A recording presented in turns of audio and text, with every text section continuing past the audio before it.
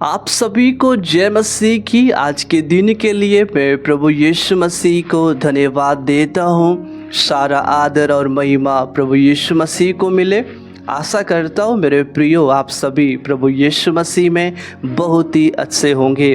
पिछले दिनों में मेरा तबीयत खराब होने के कारण परमेश्वर के वचनों को आप तक नहीं पहुंचा पाया, लेकिन आज परमेश्वर के महान अनुग्रह के द्वारा प्रभु ने मुझे और आप सभी को जीवित रखा है। इसके लिए प्रभु को महिमा मिले, प्रभु की स्तुति मिले। Hallelujah hallelujah. इस वीडियो में आप सभी का मैं स्वागत करता हूं। आज के वीडियो में हम सीखने के लिए जा रहे हैं मृत्यु के बाद 3 भयंकर चेतावनी परमेश्वर अपने वचनों के द्वारा प्रकट करने के लिए जा रहा है। जब हम मौत की बातें सुनते हैं हम डर जाते हैं। जब हम मृत्यु की बातें सुनते हैं हम भयभीत हो जाते हैं, व्याकुल हो जाते हैं, हम टूट जाते हैं। लेकिन मेरे प्रियो, परमेश्वर ने हमें डर की और भय की आत्मा नहीं दिया है कि हम भयभीत हो जाए, बल्कि प्रभु ने हमें सामर्थ की आत्मा दिया है। आज के वचनों के द्वारा आप सभी बल पाएंगे, आप सभी सामर्थ पाएंगे। प्रभु अपने वचन के द्वारा आप सभी को इहाव और ढाढ़स देगा। हालेलुया। इस वीडियो में आप सभी बने रहिएगा। पहली बात यह है, मृत्यु के बाद हम परमेश्वर का धन्यवाद नहीं कर सकते हैं। लिखा है भजन संहिता की पुस्तक 30 अध्याय का 9 वचन में राजा दाऊद इस प्रकार से कहते हैं, जब मैं कब्र में चला जाऊंगा तब मेरे लहू से क्या लाभ होगा? क्या मिट्टी तेरा धन्यवाद कर सकती है? क्या वह तेरी सच्चाई का प्रचार कर सकती है? दाऊद कहता है, जब मैं कब्र में चला जाऊंगा, जब मेरा मृत्यु हो जाएगा, तब मेरे लहू से क्या लाभ होगा? तब मेरे देह से क्या लाभ होगा? क्या मिट्टी तेरा धन्यवाद कर सकती है? क्या मृत्यु शरीर परमेश्वर की धन्यवाद कर सकता है? क्या मृत्यु शरीर परमेश्वर की आराधना कर सकता है? वो मृत्यु देह, वो पार्थिव शव, क्या वो परमेश्वर को महिमा, परमेश्वर की स्तुति कर सकता है? नहीं कर सकता है। क्यों? क्योंकि उसका मृत्यु हो गया है, उसका सांस निकल कर चला गया है। वो प्रभु की आराधना, परमेश्वर की महिमा, परमेश्वर की स्तुति कुछ भी नहीं कर सकता है। एक मृत्यु शरीर प्रार्थना नहीं कर सकता है। एक मृत्यु शरीर बाइबल नहीं पढ़ सकता है।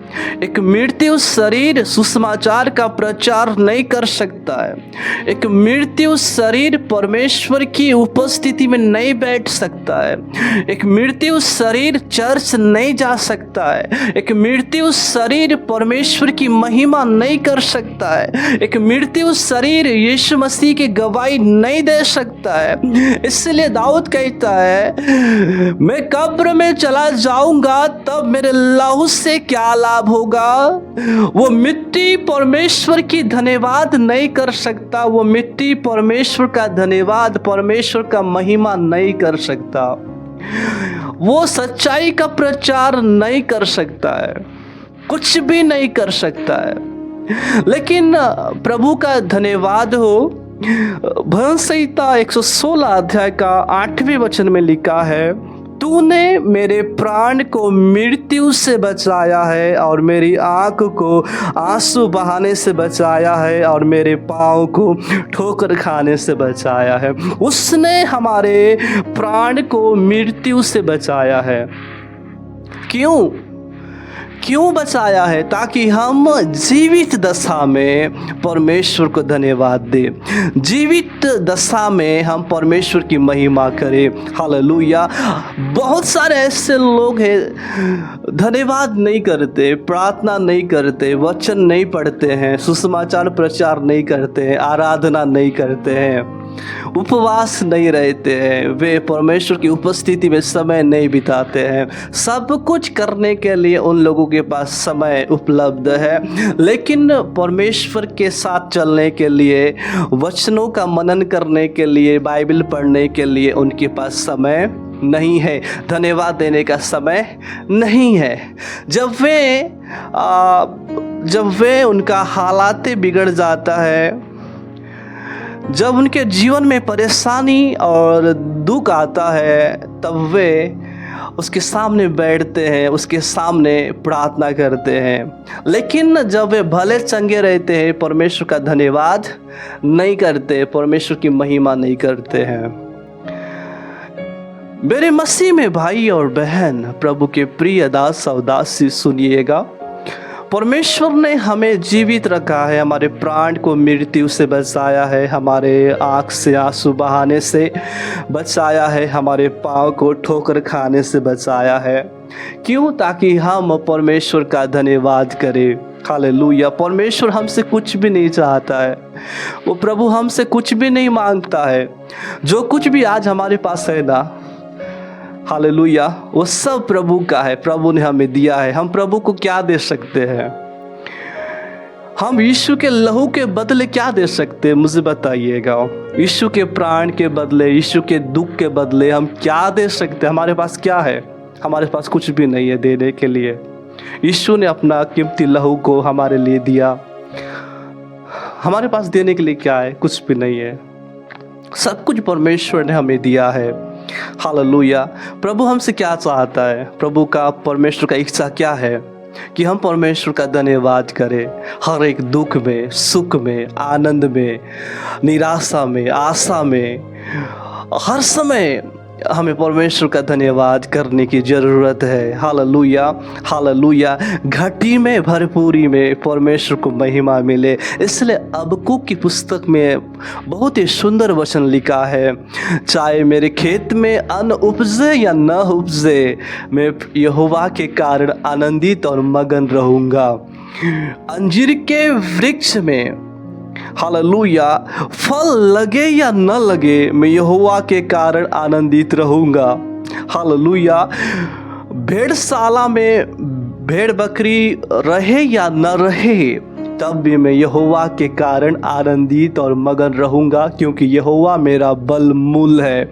आमीन। Hallelujah, hallelujah. बोलो यीशु मसीह की जय। हम कई बार आनंद और खुशी के समय में हम परमेश्वर का जय जयकार करते हैं। आशीष मिलने से, चंगाई मिलने से, छुटकारा मिलने से हम परमेश्वर का धन्यवाद देते हैं और बहुत ही आनंद मनाते हैं। चिकन मटन की तैयारी करते हैं, लोगों को आमंत्रित करते हैं, बड़ी सभा का आयोजन करते हैं और नाचते गाते खुशियाँ मनाते हैं। बहुत अच्छी बात है, बहुत अच्छी बात है। लेकिन हम अय्यूब के जीवन से सीखते हैं। अय्यूब के जीवन में सब कुछ चला गया, सब कुछ खत्म हो गया, कोई उम्मीद, कोई नई किरण नहीं था। इतना ही नहीं, उनके शरीर में वो फोड़ा होना शुरू हो गया, उसके शरीर से बदबू देना शुरू हो गया, उसके शरीर से वो पानी निकलता था, उस फोड़े से पानी निकलता था, उसके पास कोई भी नहीं जाता था। गंध के कारण, बदबू के कारण उसके सामने कोई भी नहीं ठहर सकता था। फिर भी वो कहता है, जिस परमेश्वर से हमने सुख लिया, क्या उस परमेश्वर से हम दुख न ले? इतना ही नहीं, अय्यूब ने कहा, परमेश्वर ने दिया और परमेश्वर ने लिया, उसका नाम धन्य है। हालेलुया। क्या आज हमारा और आपका जीवन अय्यूब के समान है? यस, हम आशीष मिलने से हम परमेश्वर का धन्यवाद कर रहे हैं। जब हमारे जीवन में परीक्षा और दुख, सताव, संघर्ष, कठिनाई आता है, क्या हम उस समय में प्रभु का धन्यवाद कर रहे हैं? बहुत सारे लोगों को हमने देखा है, दुख आने के बाद, परेशानी आने के बाद प्रार्थना करना ही छोड़ देते हैं, चर्च जाना ही छोड़ देते हैं, बाइबल पढ़ना ही छोड़ देते हैं, उपवास रहना ही छोड़ देते हैं, प्रभु को ही भूल जाते हैं। प्रभु को कोसते हैं, प्रभु की बुराई करना शुरू कर देते हैं और उल्टे और गलत मार्ग में चले जाते हैं। मेरे प्रियो, चाहे हमारे जीवन में कठिनाई भी आए, प्रभु को धन्यवाद दे। हालेलुया। परीक्षा में विश्वास के साथ स्थिर रहे। हालेलुया। हर एक कठिनाई में भी, आंधी और तूफान में भी विश्वास में मजबूत रहे, क्योंकि मसीह के साथ चलना केवल आशीष और चंगाई और छुटकारा ही नहीं, बल्कि हमें क्रूस उठाकर चलना है। हालेलुया। दुख उठाकर चलना है। हर एक समस्या और लोगों की बुराई, लोगों का अपमान, लोगों का निंदा, उपद्रव हमारे जीवन में आएगा, उन सभी को लेकर हमें मसीह में आगे बढ़ना है, मसीह के साथ चलना है। Hallelujah, hallelujah. इसलिए पौलुस कहता है, परमेश्वर का धन्यवाद हो, वचन मुझे याद आ रहा है और आप तक मैं पहुंचाना चाहता हूँ। पौलुस कहता है, मैं मसीह के नाम के लिए निंदाओं में भी, अपमान में भी, उपद्रव में भी, संकटों में भी मैं प्रसन्न हूँ, मैं आनंदित हूँ। क्यों? क्योंकि जब मैं निर्बल होता हूँ, जब मैं कमज़ोर होता हूँ, तब मैं बलवंत होता हूँ। हालेलुया। और परमेश्वर की सामर्थ निर्बलता में सिद्ध होता है। Hallelujah, hallelujah. बोलो यीशु मसीह की जय। यदि आज आपके जीवन में संकट और उपद्रव और निंदाएं और अपमान है, मेरे प्रियो, परमेश्वर आपको बलवंत करने के लिए जा रहा है। Hallelujah, hallelujah. हम सीख रहे थे कि उसने हमारे प्राण को मृत्यु से बचाया है मेरे मन, यहोवा को धन ने कहा, और उसके किसी भी उपकार को नहीं भूलना। हालेलुया। हमें हर समय, हालेलुया, परमेश्वर को धन्यवाद देना है, परमेश्वर को महिमा देना है। हालेलुया। क्योंकि एक ऐसा समय आने वाला है, वो मृत्यु का समय है, वो कब्र का समय है। उस समय हम परमेश्वर की आराधना कुछ भी नहीं कर सकते हैं, कुछ भी नहीं कर सकते। हम प्रचार भी नहीं कर सकते हैं, म्यूजिक भी नहीं बजा सकते, ढोलक भी नहीं बजा सकते, क्योंकि हमारा मौत हो चुका है। हम मृत्यु की दशा में चले गए हैं। लेकिन प्रभु का महान अनुग्रह हमारे बीच में है कि परमेश्वर ने हम सभी को जीवित रखा है, ताकि हम जीवितों के मध्य में उस जीवित परमेश्वर की आराधना करें। हालेलुया। क्योंकि हमारा परमेश्वर मुर्दों का परमेश्वर नहीं है, हमारा परमेश्वर जीवितों का परमेश्वर है। Hallelujah, hallelujah. बोलो यीशु मसीह की जय। जीवित दशा में हम परमेश्वर की आराधना करें, जीवित दशा में हम प्रभु से प्रार्थना करें, जीवित दशा में हम बाइबल पढ़ें और सुसमाचार और यीशु मसीह की गवाही दे। हालेलुया।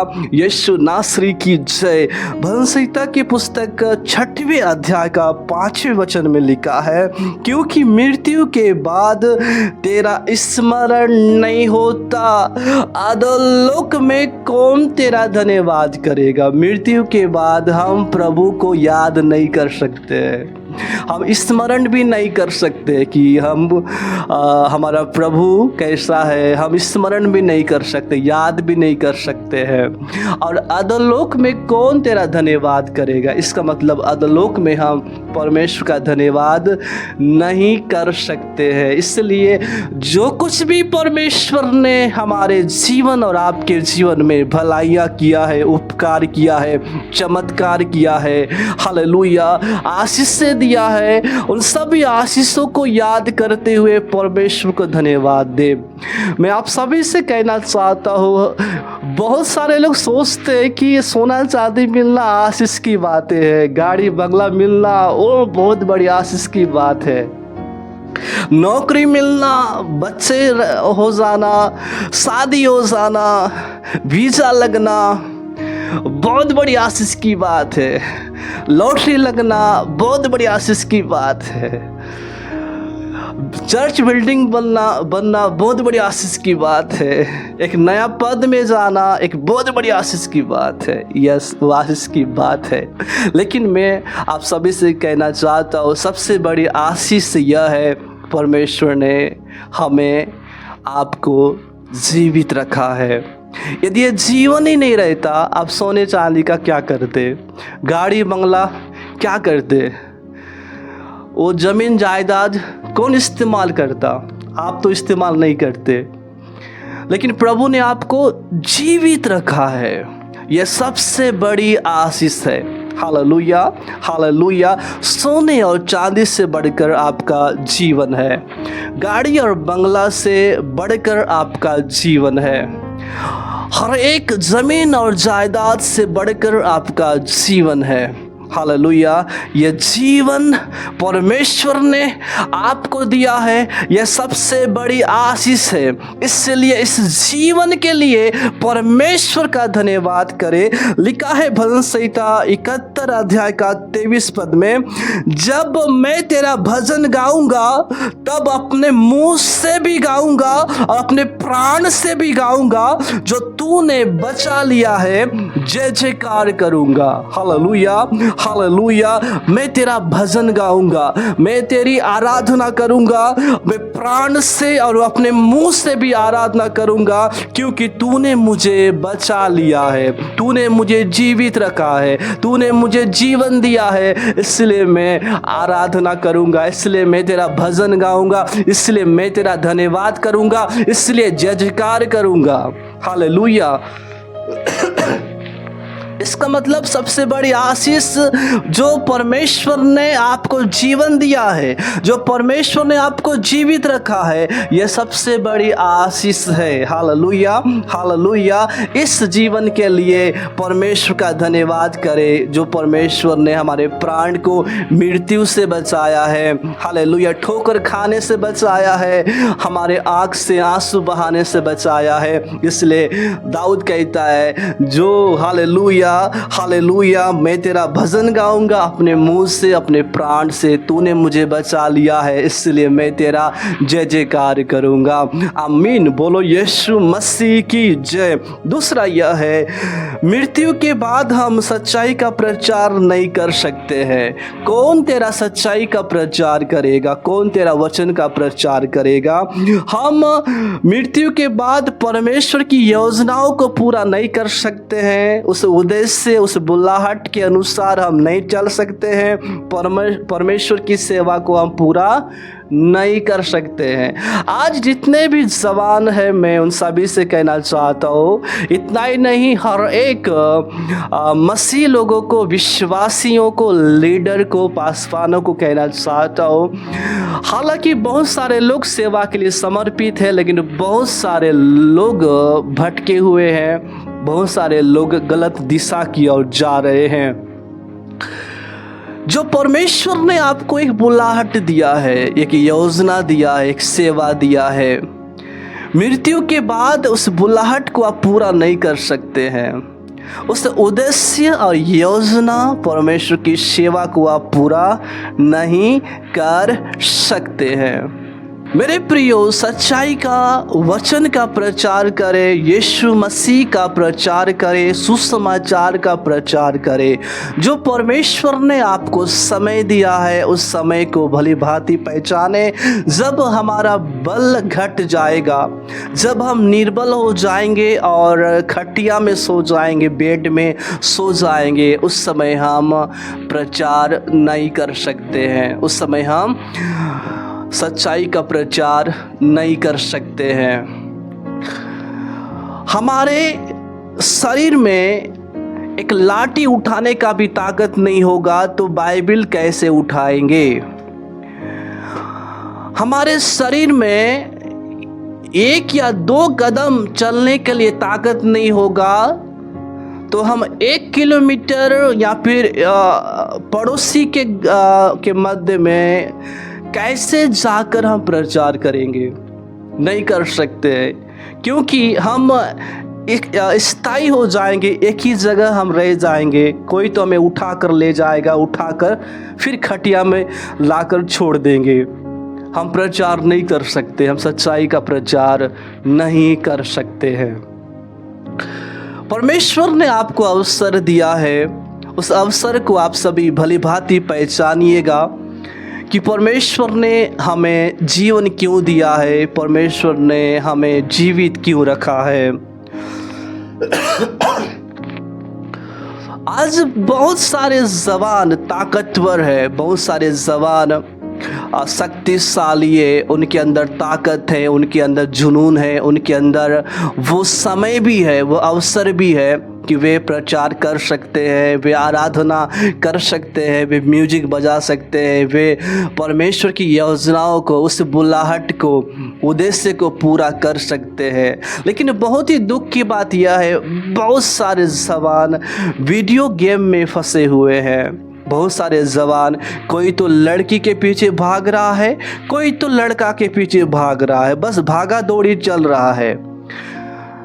बहुत सारे जवान व्यभिचार में फंसे हुए हैं, बहुत सारे जवान नशा में फंसे हुए हैं, शराब पी रहे हैं, अपना देह को ख़त्म कर रहे हैं। बहुत सारे जवान निराशा में हैं, तनाव में हैं। बहुत सारे जवान गलत रास्ता की ओर चल रहे हैं। कोई तो जुआ खेल रहा है, कोई तो नशा कर रहा है, कोई तो गांजा पी रहा है, और भी न जाने क्या क्या उन लोग गलत रास्ता की ओर चल रहे हैं। कोई तो बुरे संगति में फंसे हुए हैं, गर्लफ्रेंड बॉयफ्रेंड इत्यादि में फंस कर लिप्त हो गए हैं। वे अवसर को गवा रहे हैं। परमेश्वर ने आपको जो समय दिया है, मेरे भाइयों सुनिएगा, मेरी बहनों, मृत्यु के बाद आप सेवा नहीं कर सकते हैं, मृत्यु के बाद आप धन्यवाद नहीं कर सकते हैं। भला होता कि आज के वचनों को सुनकर आप मन फिराए, भला होता कि आज का वचन आपके हृदय में कार्य करे, भला होता कि आप अपने बुलाहट को जाने, जो परमेश्वर ने जो गिफ्ट दिया है उसको पहचाने। भला होता कि परमेश्वर के कार्य के लिए आप तैयार हो जाते। Hallelujah, hallelujah.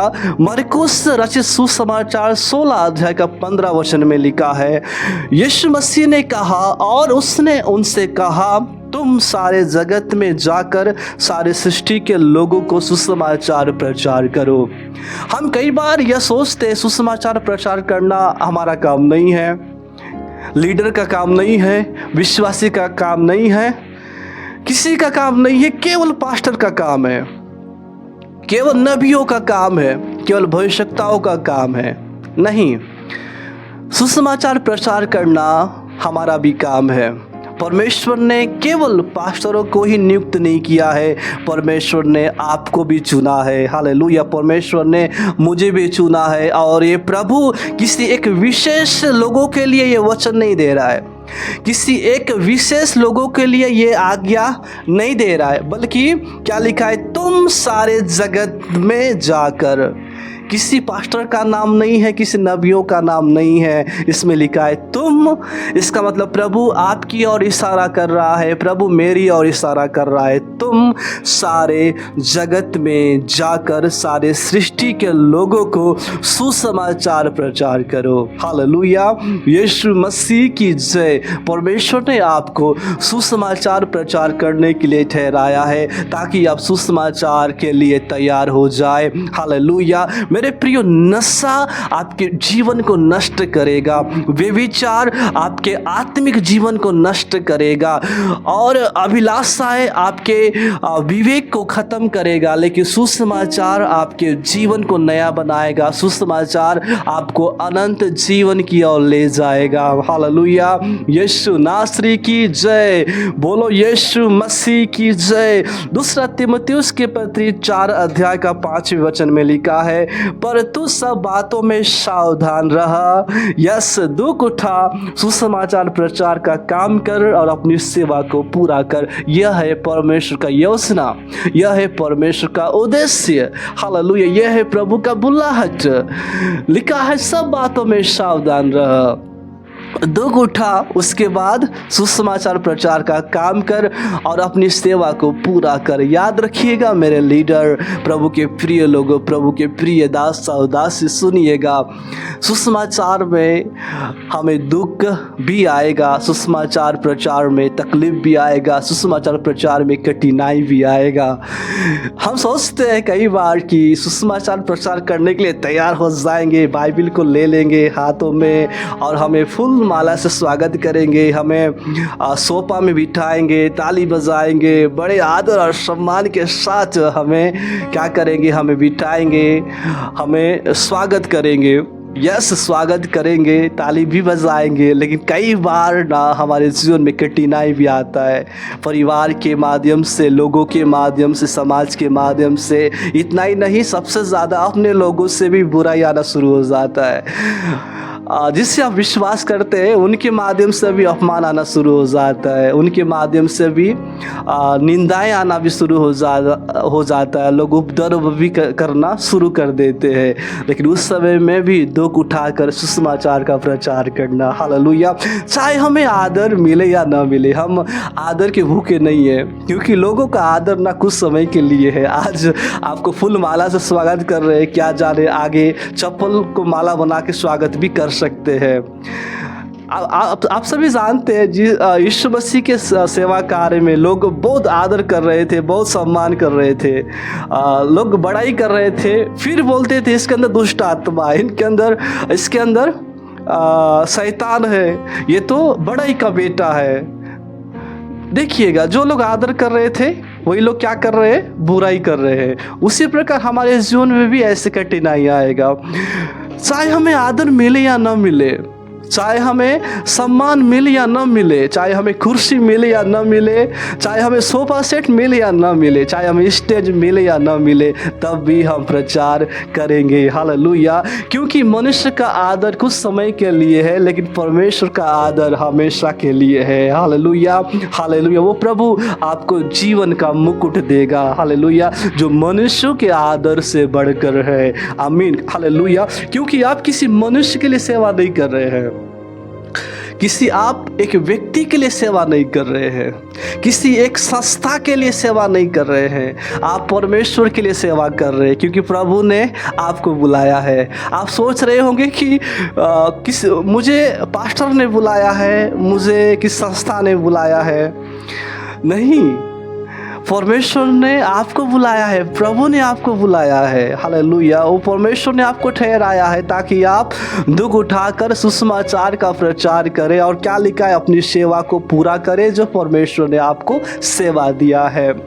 मैं पहले वचन में ले जाना चाहता हूँ, मृत्यु के बाद हम सुसमाचार प्रचार नहीं कर सकते हैं। सब कुछ खत्म हो जाएगा मेरे प्रियो, सब कुछ खत्म हो जाएगा, हम नहीं कर सकते हैं। मिट्टी सच्चाई का प्रचार नहीं कर सकता है, क्योंकि हम कब्र में दफन हो जाएंगे, उसके बाद सब कुछ खत्म हो जाएगा। बुलाहट, वरदान को हम इस्तेमाल नहीं कर पाएंगे, बुलाहट को पूरा नहीं कर पाएंगे। इसलिए अपना समय को पहचाने, अपना समय को पहचाने।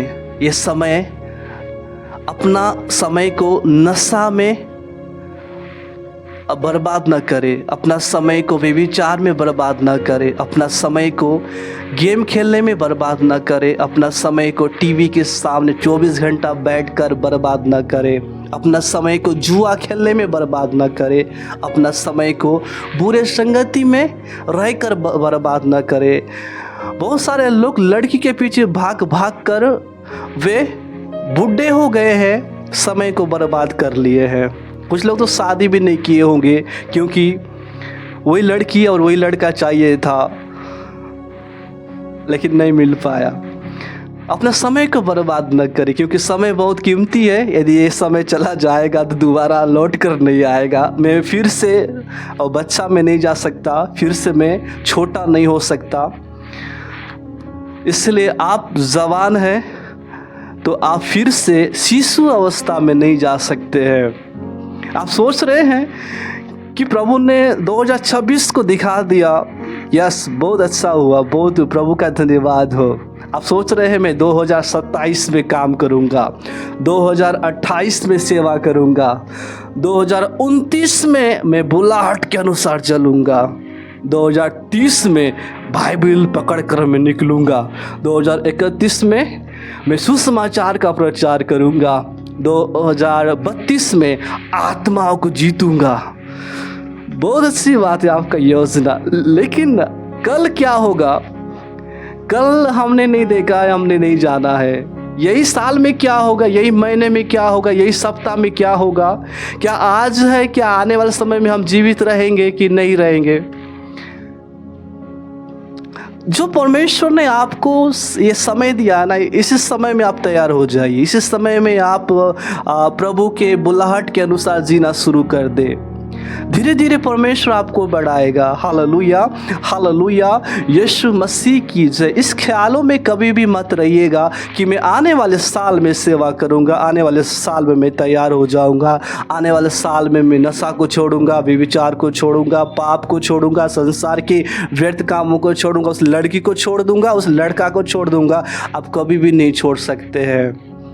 इसलिए एक निर्णय को ले लीजिएगा और प्रभु के लिए तैयार हो जाइएगा। प्रभु आपको इस्तेमाल करने के लिए जा रहा है। हालेलुया। जब तक आप अपना बर्तन को स्वामी के हाथ में नहीं देंगे तब तक स्वामी इस्तेमाल नहीं करेगा। जब तक इस मिट्टी को कुम्हार के हाथ में न दे दोगे तो वो कुम्हार अच्छा बर्तन नहीं बनाएगा।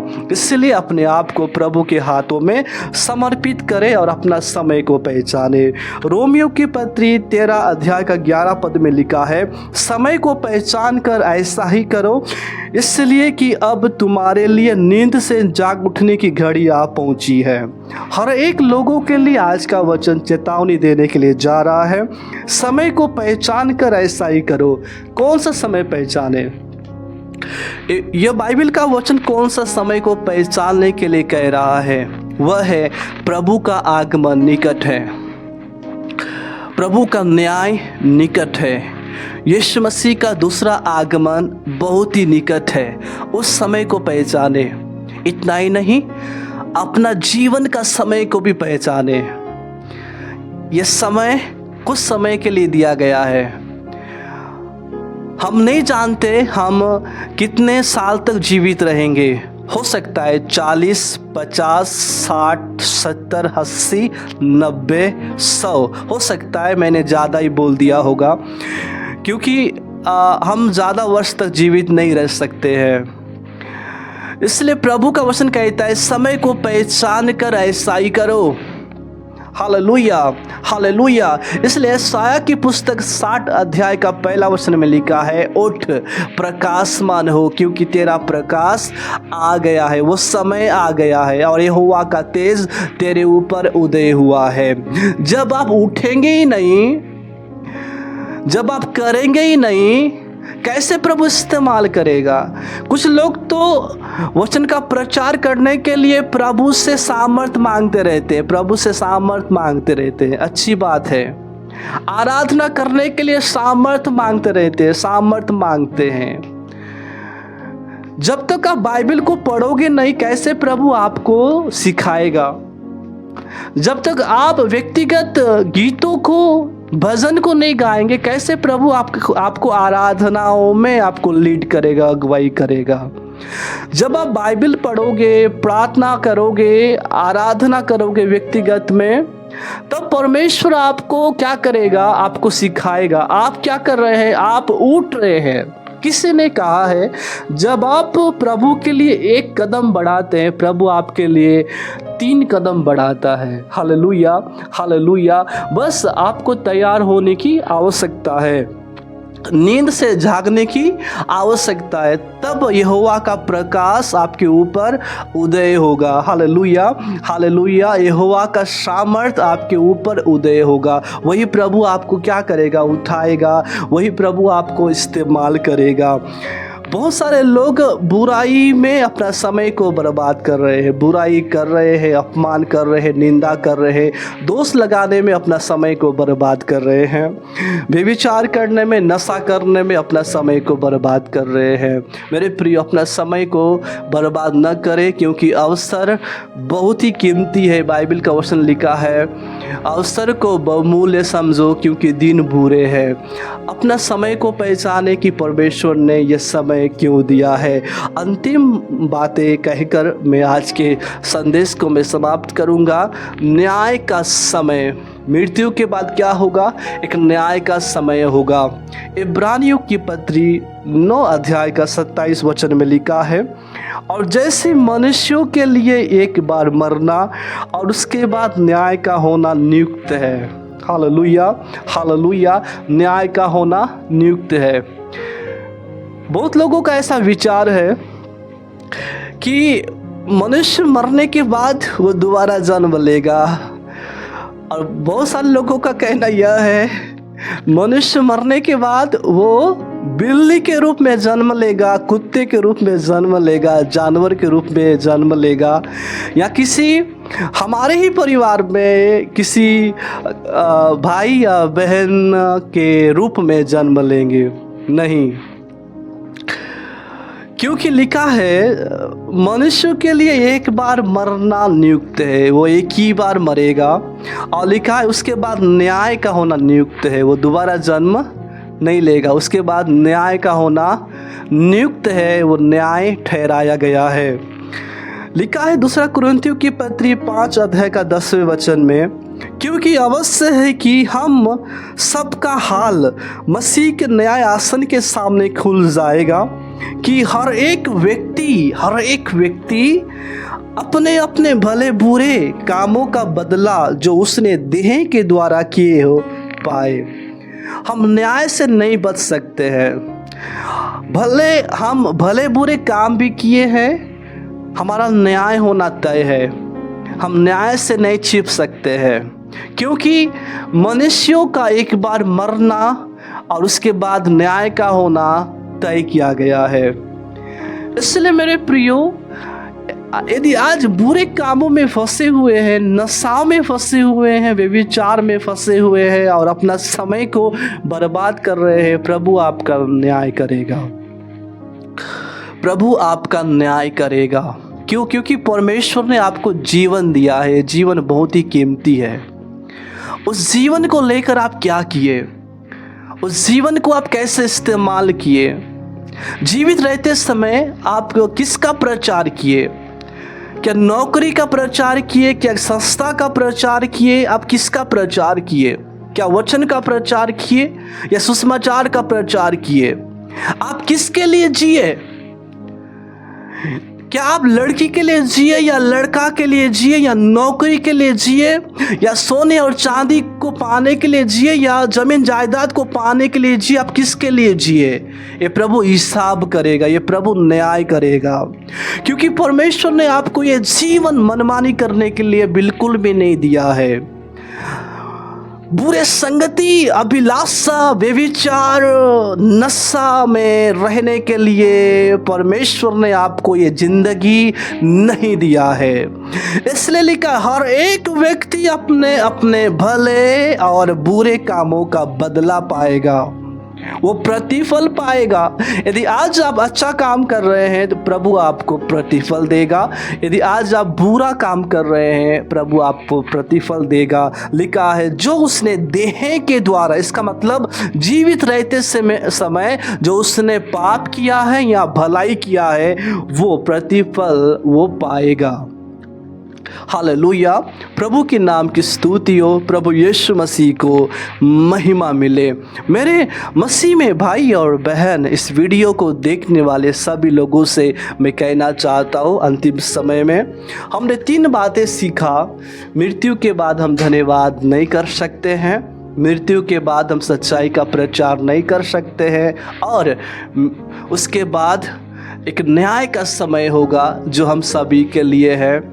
इसलिए जो परमेश्वर ने आपको समय दिया है, जीवन दिया है, इस जीवन को भली भांति पहचाने और परमेश्वर के कार्य को पूरा करते जाए, अपना बुलाहट को पहचाने। आमीन। इन सभी वचनों के द्वारा प्रभु यीशु मसीह आप सभी को बहुत आशीष से ब्लेस करे। Then God bless you. प्रभु आप सभी को आशीष दे। जय मसीह की।